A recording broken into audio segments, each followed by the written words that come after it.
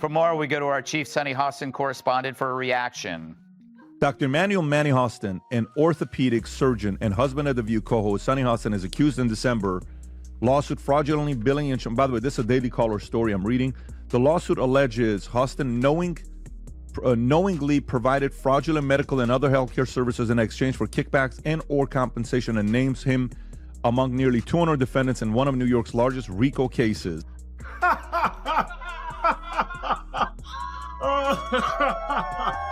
Imagine being the loudest legal voice on television, the one who's always ready with a moral lecture, always first to point fingers, always eager to dissect everyone else's scandals.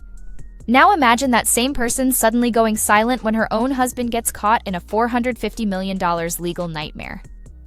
Welcome to the Sunny Hostin saga, a masterclass in hypocrisy that even Hollywood couldn't script.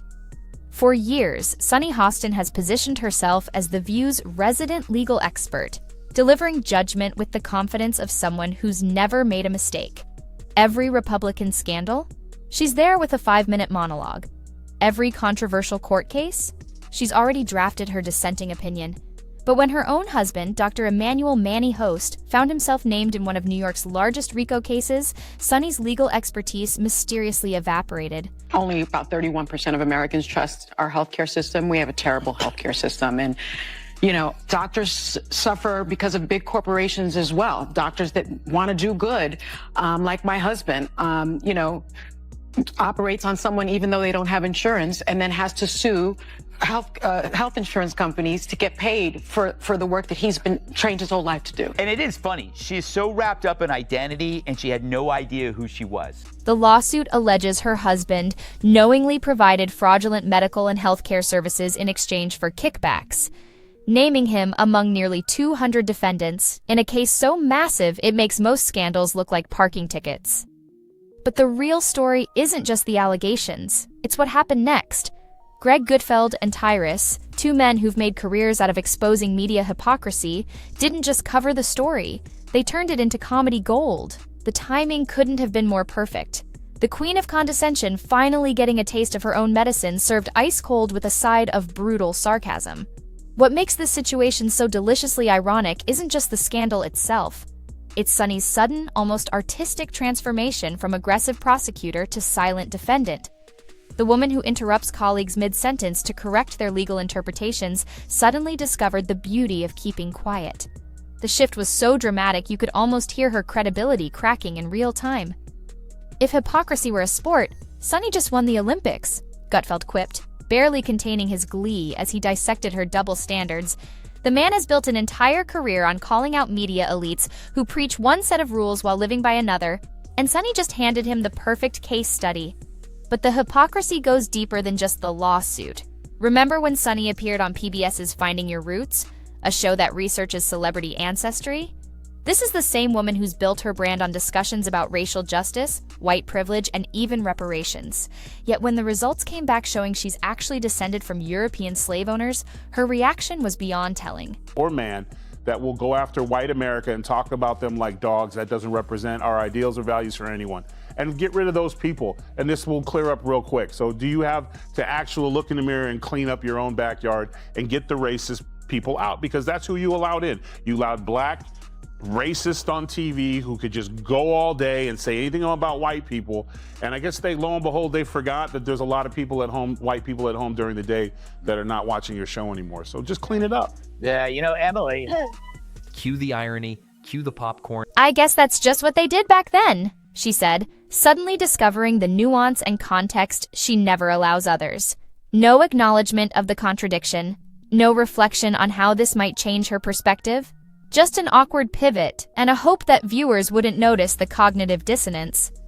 Tyrus didn't let it slide.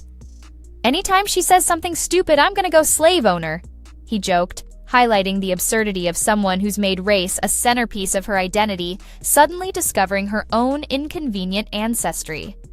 The moment was so perfectly awkward, it almost felt scripted, except no one would write a character with such blatant blind spots. Meanwhile, back at The View, something remarkable happened. Absolutely nothing. The show that can dedicate entire segments to celebrity gossip and political microdramas suddenly couldn't find a single minute to address the $450 million lawsuit involving one of their hosts' husbands. The silence wasn't just noticeable, it was deafening. Whoopi Goldberg, normally brimming with moral proclamations, looked like she was mentally rehearsing her grocery list. Joy Behar, who can usually be counted on for a biting comment, suddenly developed an intense interest in her coffee mug. The panel that prides itself on telling it like it is collectively decided that some things are better left unsaid. How convenient! The body language alone was worth the price of admission. Sunny sat with her arms crossed so tightly you'd think she was trying to physically contain her hypocrisy.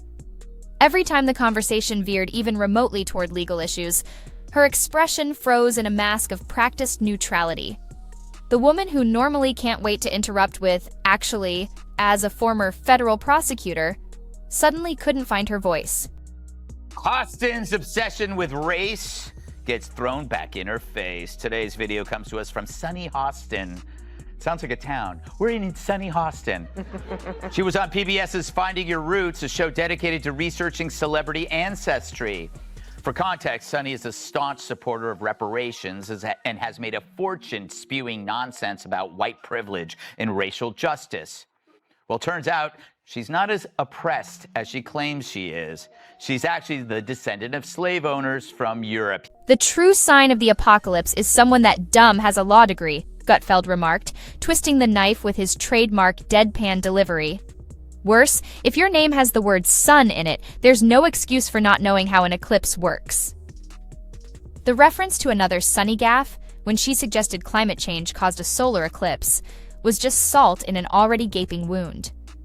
But beyond the comedy, there's something genuinely revealing about this entire situation. It exposes the fragile foundation of moral authority that so many television personalities stand on. They build careers on judging others, on picking apart every mistake and misstep, only to crumble when the spotlight turns their way. Sunny has spent years on The View painting herself as the supreme court of daytime television. Gavel in one hand, moral superiority in the other. She doesn't just offer opinions, she delivers sentences. One bad take and you're banished from the kingdom of decency. But when her own house starts burning, suddenly she appreciates the fire department's nuanced approach to flame control. The most telling part? Her defenders argue she shouldn't be judged by her husband's actions, a reasonable position on its face. But this is the same woman who has regularly extended judgments to the families, associates, and even distant connections of political figures she dislikes. The same woman who has made careers out of guilt by association suddenly wants to draw a bright line between herself and her husband's alleged activities. Their brains are small. But who's the dumbest one of all? True, none of them are in Mensa, but who's the most densa? Perhaps it's Sunny who mastered the art of making idiots look smart. Now, The View could ask a mirror who's the dumbest one of all, but there's no way that glass doesn't shatter. So instead... That's not just a double standard. That's a double standard so massive it has its own gravitational pull. Gutfeld closed his segment with what might be the most savage move of all, an invitation. He pondered, with mock innocence, whether Sunny would like to come on his show to discuss the value of accountability and the importance of transparency. The invitation was about as sincere as a politician's promise, but it highlighted the central question: will Sunny ever address this with the same vigor she demands from others? The answer, judging by her performance so far, is about as likely as The View hosting a balanced political discussion. Some forms of accountability, it seems, are more equal than others. Social media predictably had a field day. Memes flooded every platform faster than legal bills in a RICO case. The internet didn't just mock Sunny, it held up a mirror to her hypocrisy and asked her to take a good, long look. And for viewers who've endured years of her self-righteousness, the moment provided a catharsis that was almost therapeutic. "You need to fire your race baiters," Tyrus said bluntly, addressing The View directly. "You've had people on there before, and you ran them off." The comment cut to the heart of what many viewers have long suspected: that shows like The View aren't interested in honest conversation, they're interested in performance in theater that masquerades as discourse. This is butter. Sunny gets the game ball. If it wasn't for her, if it wasn't for her asking that question, it might have been a closer election. Listen, they're bitter, they're angry, they're entitled. They also should be, this should have been a reset for everyone who pushed lies and misinformation for the last, they call them Hitler, they call these things, America rejected them. And instead of coming back and saying, we lied, they instead are now doubling down. So let her keep doing it, because if she keeps that up, we're going to keep getting the Senate and probably the House and the White House, because people see right through your lies. So keep doing what you're doing. Game ball to Sunny. And when the performance becomes inconvenient, when the script suddenly involves personal scandal rather than distant judgment, that's when you see who's really committed to their principles and who's just been playing a role. That's what makes Gutfeld and Tyrus's takedown so satisfying. It's not just about catching someone in hypocrisy, it's about exposing the entire framework of selective outrage that dominates so much of contemporary media. It's about pulling back the curtain and revealing that the great and powerful Oz is just a person frantically pulling levers and hoping no one notices. She sits, she blinks, she drinks from that oversized mug like it's spiked with vanishing cream, as one observer put it, capturing the painful awkwardness of watching someone who's built a career on bold proclamations suddenly try to disappear into the furniture. The contrast between Sunny the prosecutor and Sunny the silent was so stark it bordered on performance art. What happens next is anyone's guess. The View will likely continue pretending nothing happened. Sunny will gradually reintroduce her legal expertise, hoping viewers have short memories. Her husband's case will proceed through the courts with or without her commentary. But something has changed. A crack has appeared in the facade. Viewers who once might have accepted Sunny's moral pronouncements at face value now have reason to doubt. Every future lecture carries an asterisk. Every righteous indignation comes with a footnote that reads, "Terms and conditions apply. May not apply to personal situations." End of time. You're right. Anytime she says something stupid, I'm going to go, slave owner. Kat, just watched that. That's the second time I've watched that. She was tipped off beforehand, right? Because they had to tell her before, so she had time to regroup. They wouldn't just surprise. Really? You think? No? I don't know. I feel like she could have maybe done better. Okay, here's the thing. One thing, and I would have even actually not give her any, is she said, well, like, I guess that's just what, like, they did back then. Yeah. She should have followed that up with saying something along the lines of, and I understand that that's a departure from the way I've talked about this before. And in that sense, perhaps Gutfeld and Tyrus did more than just deliver a savage takedown. Perhaps they provided a valuable service, reminding us all that those who live in glass houses should be particularly careful about where they throw their gavels. Because when you spend your career as judge, jury, and executioner, don't be surprised when others apply the same standards to you. And don't expect Greg Gutfeld and Tyrus to miss the opportunity to point out when those standards suddenly become inconvenient.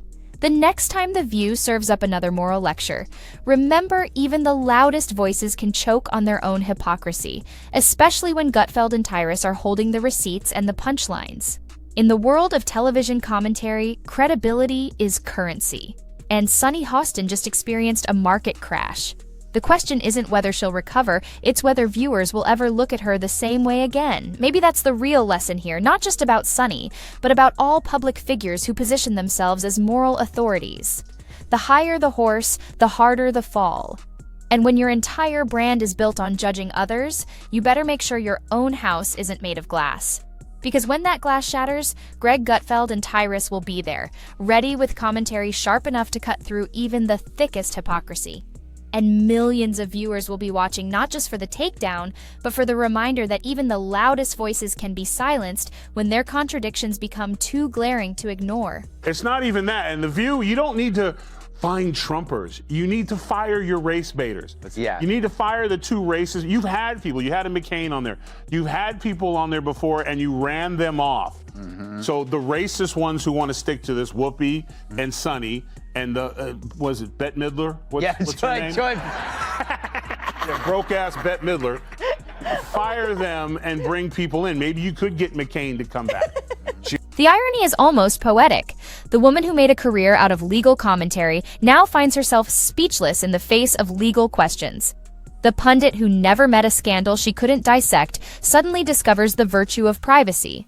The moral authority who built a brand on judgment now pleads for understanding. It would be almost tragic if it weren't so predictable. and if Gutfeld and Tyrus weren't there to transform it from scandal to satire.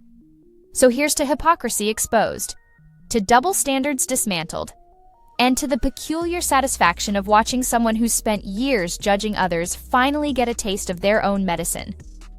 It may not be justice in the legal sense, but in the court of public opinion, the verdict is already in, and Sunny's silence speaks volumes.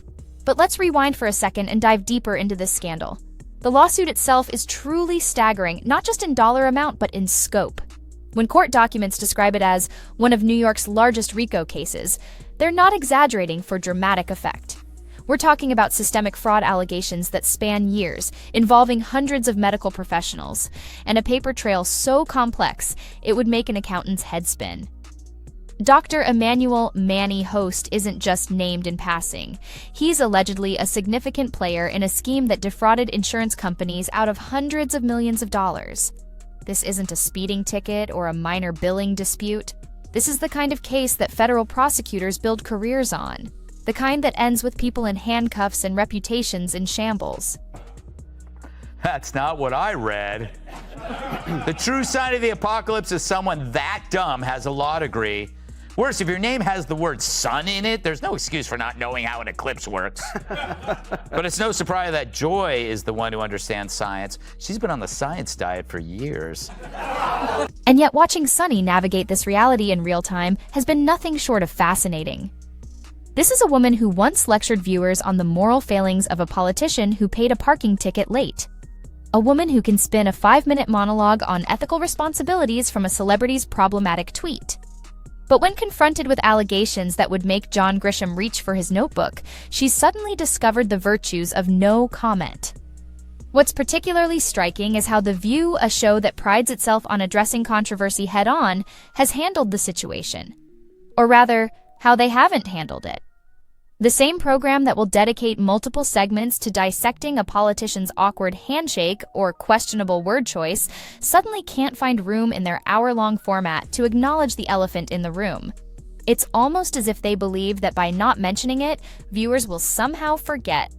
That strategy might have worked in the pre-internet era, but in 2025, when information travels at the speed of a tweet, the silence only amplifies the hypocrisy. Every episode that passes without acknowledgement is another nail in the coffin of their credibility. Gutfeld, ever the media critic, pointed this out with savage precision. "They think their audience is stupid," he remarked, with that signature half-smile that always precedes his most cutting observations. They think if they don't talk about it on air, maybe their viewers won't notice that one of their hosts is married to someone named in a fraud case larger than the GDP of some small countries. She is shaming descendants of this. Will she continue to do that when she is now one of them, Dana? And it is funny. She is so wrapped up in identity, and she had no idea who she was. Well, now we understand why she always makes Whoopi get the coffee.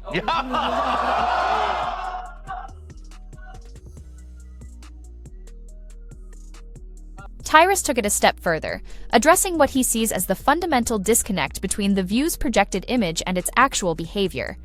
They sit there every day talking about accountability and transparency, he noted, shaking his head with a mixture of disbelief and amusement. But when it's their turn in the hot seat, suddenly they're all about privacy and let the legal process play out. Man, where was that energy when they were tearing apart everyone else? The contrast becomes even more glaring when you look at how Sunny specifically has handled other public figures' legal troubles. When celebrities or politicians she disagrees with face legal scrutiny, her approach has consistently been, where there's smoke, there's fire. The mere existence of allegations was enough for her to render judgment.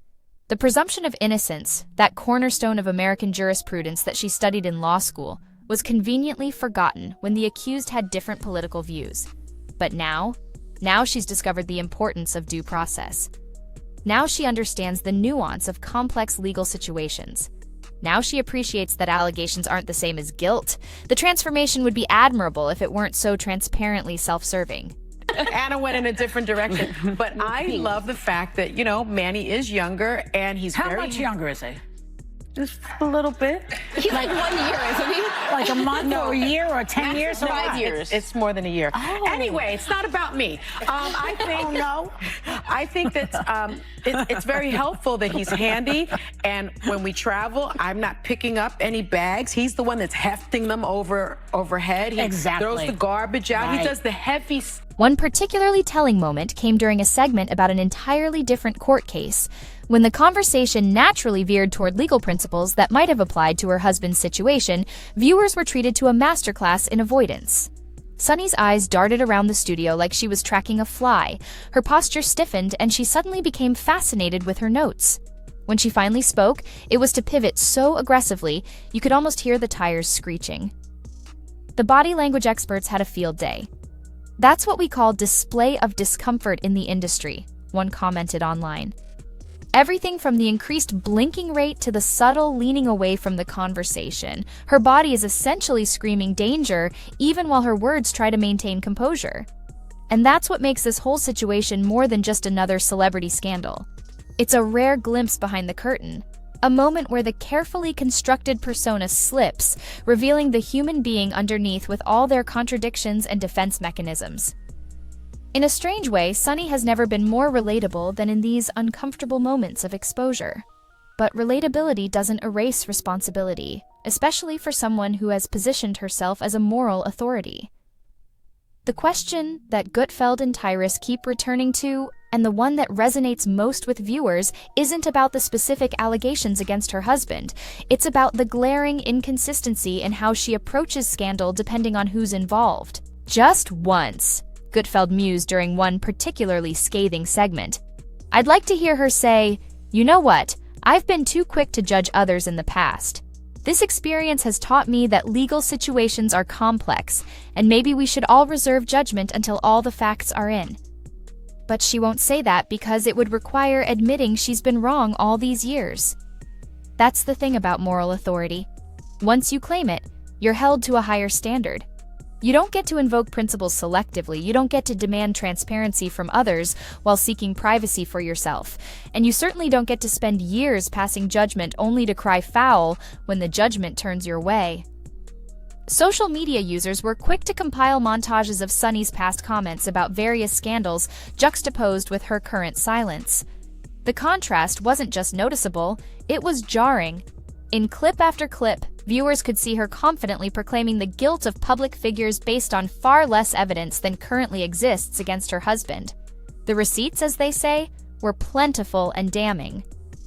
"This isn't about gloating over someone's misfortune," Tyrus clarified during one segment, displaying a rare moment of seriousness.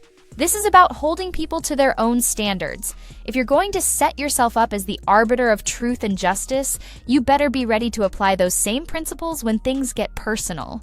And therein lies the heart of why this story resonates beyond the usual celebrity gossip. It's not just about Sunny Hostin or The View or even Greg Gutfeld's gleeful takedown. It's about a deeper question that affects us all. Do we have one set of principles that we apply consistently, or do we conveniently adjust our standards depending on who's involved? It's easy to demand accountability from your opponents. It's easy to call for transparency when you have nothing to hide. The true test of character and credibility comes when those same principles might cost you something. When applying them consistently might mean acknowledging your own failings or the failings of those close to you.